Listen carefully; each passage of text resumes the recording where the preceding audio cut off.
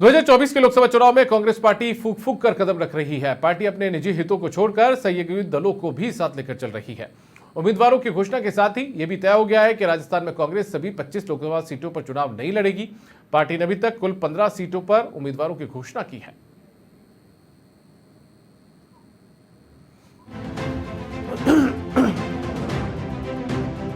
दो 2014 और 2019 में सभी 25 लोकसभा सीटों पर हार के कारण अब 2024 के लोकसभा चुनाव में कांग्रेस पार्टी फूक फूक कर कदम रख रही है।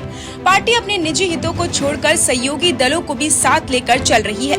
उम्मीदवारों की घोषणा के साथ ही ये भी तय हो गया है कि राजस्थान में कांग्रेस सभी 25 लोकसभा सीटों पर चुनाव नहीं लड़ेगी। पार्टी ने अभी तक कुल 15 सीटों पर उम्मीदवारों की घोषणा की है।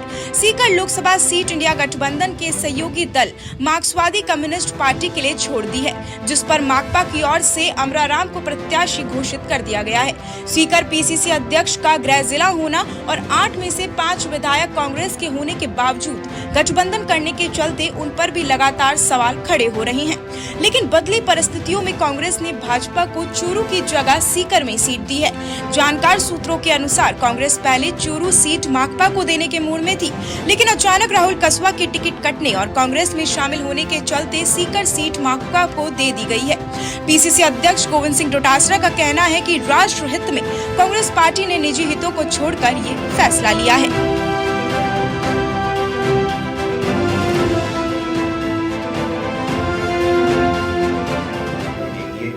इंडिया गठबंधन है। इंडिया गठबंधन में जो लोग हैं उनका फैसला माननीय खड़गे साहब और राहुल गांधी जी, सोनिया गांधी जी करते हैं। हमारे यहाँ किससे करना नहीं करना वो भी वही लोग तय करते हैं। मैं समझता हूँ कि ये नेशनल कॉल है, ये कोई स्टेट का कॉल नहीं है। और इस लोकतंत्र को बचाने के लिए अगर हमें कहीं समझौता करना पड़े हमारे व्यक्तिगत हितों के साथ में, तो देश हित सर्वोपरि होना चाहिए व्यक्तिगत हित से।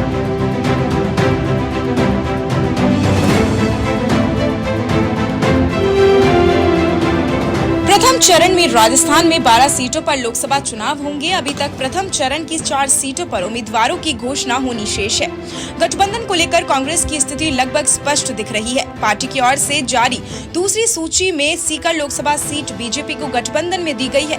अब नागौर लोकसभा सीट राष्ट्रीय लोकतांत्रिक पार्टी और डूंगरपुर बांसवाड़ा सीट बीएपी के साथ गठबंधन की तैयारी कर ली है। केवल औपचारिक ऐलान होना ही शेष बताया जा रहा है। पार्टी सूत्रों के अनुसार इस बार कांग्रेस पूरी तरह से समझौते के मूड में है। नागौर में ज्योति मृधा, रजपाल मृधा के बीजेपी में जाने से हुए नुकसान से बचने के लिए कांग्रेस आरएलपी के साथ गठबंधन करने के मूड में है।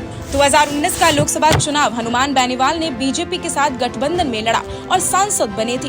हनुमान बेनीवाल के साथ गठबंधन से कांग्रेस को जाट बहुल बाड़मेर, जोधपुर, बीकानेर सहित कई सीटों पर फायदा दिख रहा है। बीएपी के साथ गठबंधन से उदयपुर संभाग की लोकसभा सीटों पर फायदे की उम्मीद है। वहीं महेंद्रजीत सिंह मालविया के बीजेपी में शामिल होने के बाद पार्टी बांसवाड़ा में संगठनात्मक दृष्टि से भी कमजोर हुई है।